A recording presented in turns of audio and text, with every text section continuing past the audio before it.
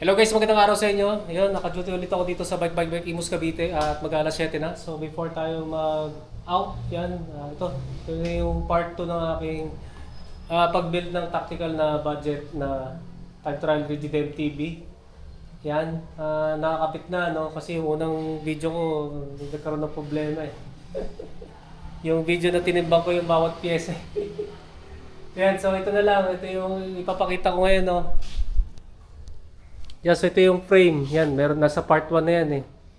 Ng dati kong, ng previous video. Yan, tapos ito yung bago.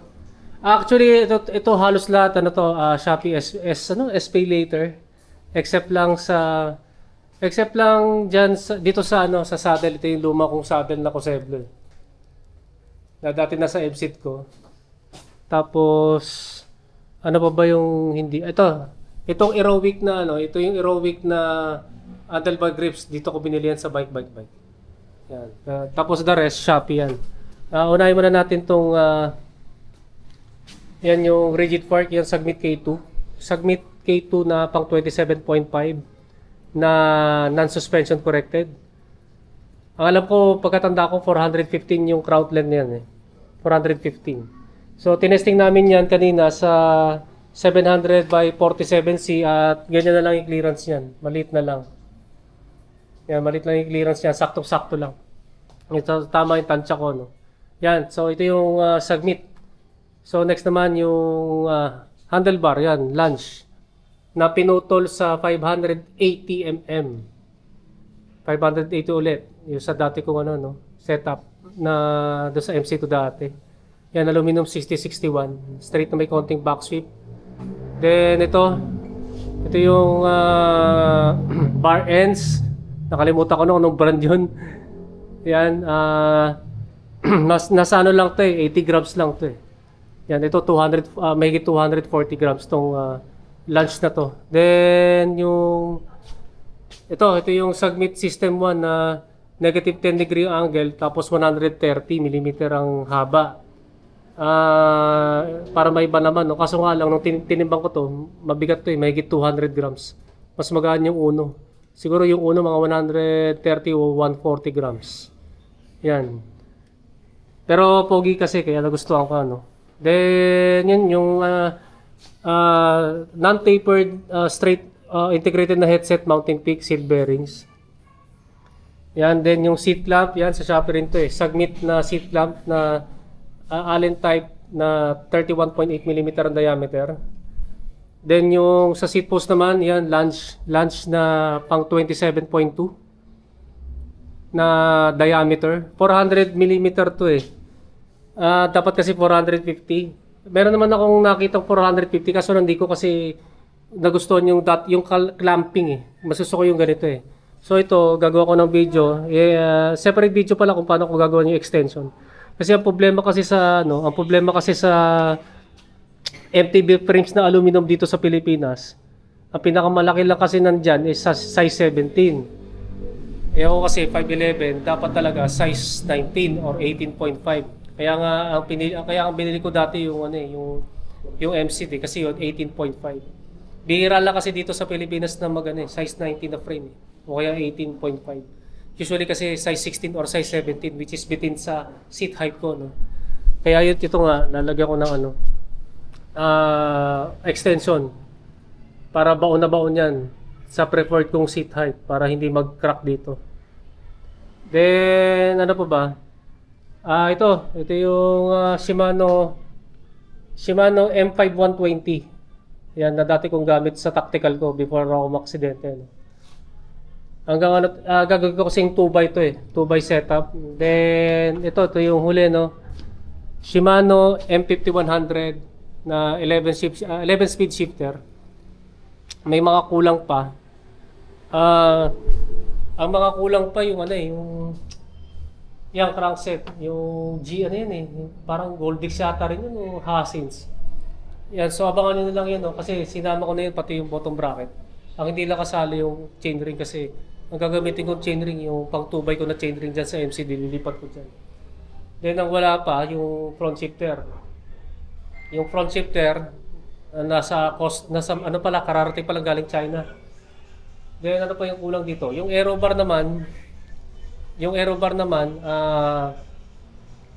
iba-buyback ko yun kasi binenta ko yung aero bar ko dati na unbranded kay Jose Maria. Di yata niya nagagamit, so bibiling ko ulit. At ikakabit ko dito sa tactical ko. Then ano pa yung mga remaining na kulang pa? Brake set na lang. Ayan, siguro Shimano Diore o Shimano SLX. Doon lang ako sa brake set gagastos ng malaki. Kasi nga preno yun no? For safety. Then ito yung gagamitin kong wheel set. Yan, yung wheel set ng gagamitin ko. Galing sa MC. Kasi wala pa ako sa budget eh. Tingnan natin kung compatible sa susunod na video. Then ano pa? Feeling ko yun na lang eh. Yung pedal na 105 na road bike lipless pedal, ikakabit ko na rin dito. Yan. Ano pa ba? Pati yung yung machine na cyclocomputer, lipat ko rin dyan. Yan, so yun yung baka may nakalimutan ako, no? Pero yun yung natanda akong mga kulang pa eh. Dapat gawin dito sa tactical ko na Aerobar TV. So ipapakita ko sa inyo yung ginawa ni Ken kasi si Ken kasi yung nag-assemble nito eh.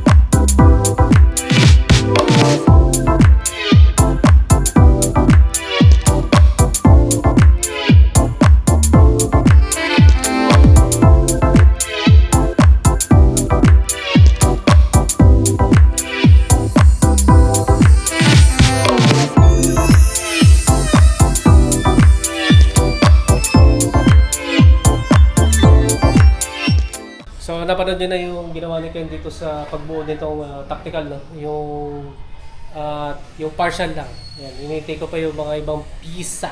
So that's it for this second part ng video regarding dito sa tactical ko, no? So abangan nyo lang yung part 3.